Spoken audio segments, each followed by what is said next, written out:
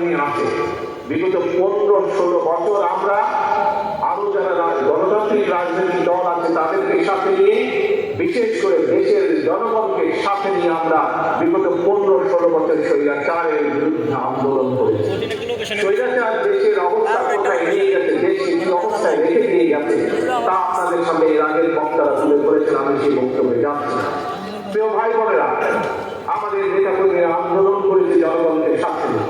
আমাদের নেতাকর্মীরা হত্যা, খুন, গুমের শিকার হয়েছে, নির্যাতনের শিকার হয়েছে, হাত করা অবস্থায় হাসপাতালে মারা গিয়েছে, হাসকা করা অবস্থায় জেলের ভিতরে আমাদের নেতাকর্মীরা মারা গিয়েছে, হাজারো হাজারো নেতাকর্মীকে পঙ্গুত্ব বরণ করতে হয়েছে। প্রিয় সহকর্মী, প্রিয় নেতাকর্মী ভাই বোনেরা, আজ স্বৈরাচারের পতন হয়েছে, স্বৈরাচার দেশ থেকে বিতাড়িত হয়েছে। তাহলে এখন কি? এখন হচ্ছে সামনে দেশ গঠন, এখন হচ্ছে সামনে দেশকে পুনর্গঠন। কিন্তু প্রিয় ভাই বোনেরা,